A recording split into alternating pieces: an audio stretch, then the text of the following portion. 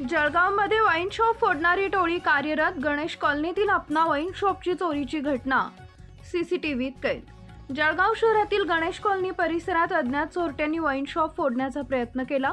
चोरट्यांना यश न आल्याने चोरी टळली, मात्र शटर तोडण्याची घटना सीसीटीव्हीमध्ये कैद झाली आहे।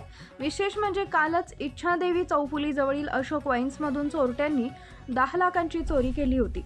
सलग 2 दिवस झालेल्या या घटनांमुळे दारू दुकान फोडणारी टोळी जळगावमध्ये सक्रिय असल्याची शक्यता व्यक्त होतीये। पोलिसांसमोर यामुळे मोठं आव्हान उभं राहिलंय। काय सांगाल, नेमकं काय प्रकार झाला होता? सकाळी माणूस आला, माझा स्टाफ दुकान उघडण्यासाठी रोहित, तर त्याचा फोन आला मला की आपल्याकडे ही कुलूप तोडण्याचा आणि दुकान फोडण्याचा प्रयत्न झालेला आहे। काही मुद्देमाल चोरी झालेला आहे आपला? नाही, ते 40 वर्षापूर्वीचं मजबूत शटर असल्या कारणाने ते फक्त त्यांनी लॉकच्या आजूबाजूच्या कड्या तोडू शकले, पण ते काहीच बाकी तोडू शकले नाही। त्यामुळे सुदैवाने काही माझी हानी झाली नाही। आजूबाजूला कुठे काही चोरी झालेली? हो, आजूबाजूला त्यांनी भरपूर दुकानां आणि कॉम्प्लेक्समध्ये त्यांनी घुसायचा प्रयत्न केला, पण कदाचित कोणी आलं त्या याच्याने ते लवकर पळून गेले।